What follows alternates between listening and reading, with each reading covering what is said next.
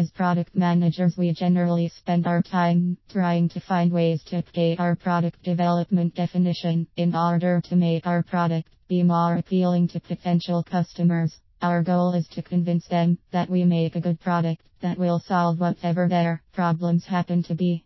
The one thing that we never seem to spend any time worrying about is what to do if there is a marketing disaster. Do you even know what one of those looks like? What is a marketing disaster?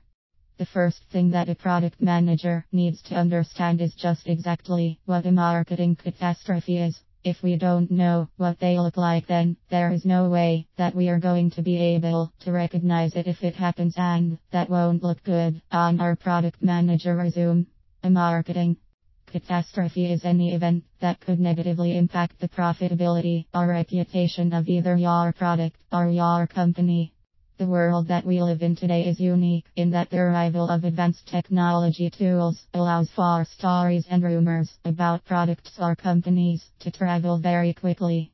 No matter if the story has to do with a misstatement by a member of your company's management or marketing team, a product defect or a court ruling that goes against your company, your potential customers may be aware of it before you could say Twitter.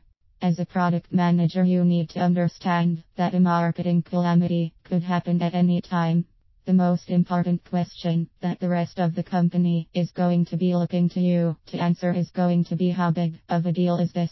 You are going to have to be able to quickly and efficiently evaluate the severity of the marketing calamity so that you can make a recommendation to the company as to just exactly how many resources they need to dedicate to dealing with it. What is the best way to gauge the severity of a marketing disaster? Product managers need to create a way to evaluate just how severe a marketing disaster is. The good news is that we are not alone in having to do this. The experts who work in the field of creating disaster recovery plans have been doing this for years. We can build on their work when we are creating our tools to evaluate the severity of a marketing disaster.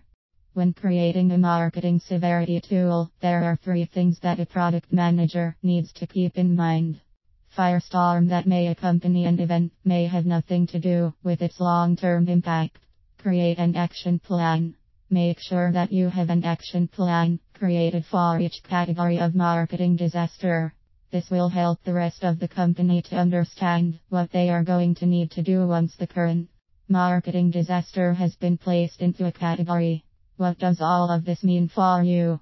As though being a product manager was not hard enough, it turns out that another thing that needs to be added to our product manager job description is the ability to understand that in the world that we live in, bad things can happen.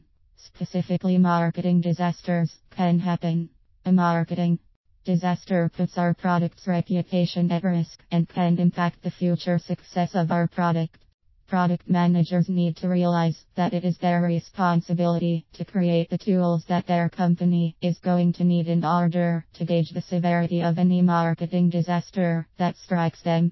These tools are going to have to limit the number of different categories that marketing disasters get classified into, determine the impact of the event, and identify what action plan will need to be executed. The good news is that, note that I did not say if a marketing disaster strikes your product or your company. If you have a tool that will allow you to judge the event's severity, then you'll be well suited to deal with it. Product managers who can evaluate how important a marketing disaster are the ones who will be best suited to guiding their products through it.